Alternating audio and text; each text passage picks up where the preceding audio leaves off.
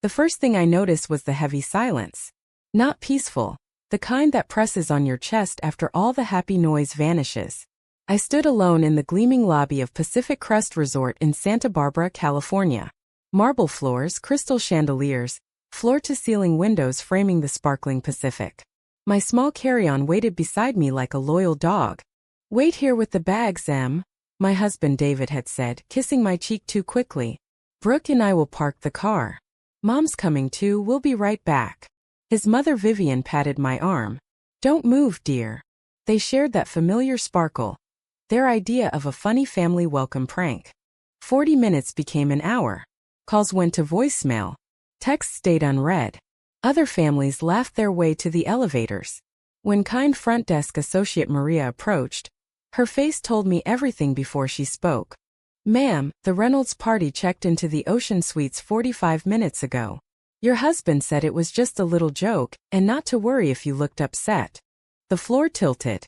They were upstairs unpacking, laughing, in rooms I had paid for with the biggest contract my marketing firm had ever landed. I sank into a quiet armchair behind a potted palm, memories rushing in. 2 weeks earlier I'd announced the all-expenses-paid trip, hoping this grand gesture would finally bridge the gap. Vivian had sniffed. "It's nice, I suppose, but for that price," Brooke had sighed over my new bag. "Must be nice to just buy vacations." David always shrugged. "That's just how they are, babe. Don't take it personally." For 8 years I'd covered bills, planned holidays, swallowed micro-insults. My success was welcome. My feelings were too sensitive. In that lobby I didn't feel rage. I felt exhausted from chasing belonging. As the primary cardholder and booker, I had every legal right to change the reservations. I walked to the desk and calmly asked Maria to cancel the group luxury suites immediately. Hours later they stormed down, keycards denied.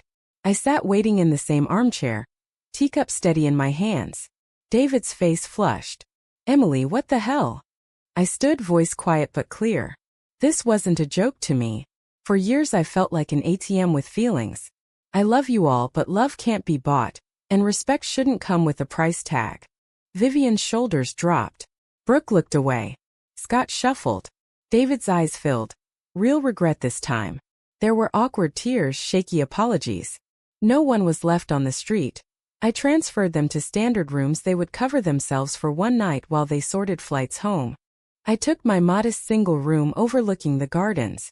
That evening I ordered grilled cheese, sat cross-legged on the bed, and breathed ocean air for the first time in years.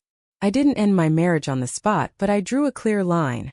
We start couples counseling or I start over alone. The gentle lesson I learned? You can't purchase belonging. Real family grows from mutual respect, not grand gestures.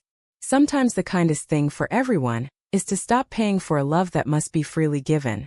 My real vacation, the one to heal my heart, had just begun.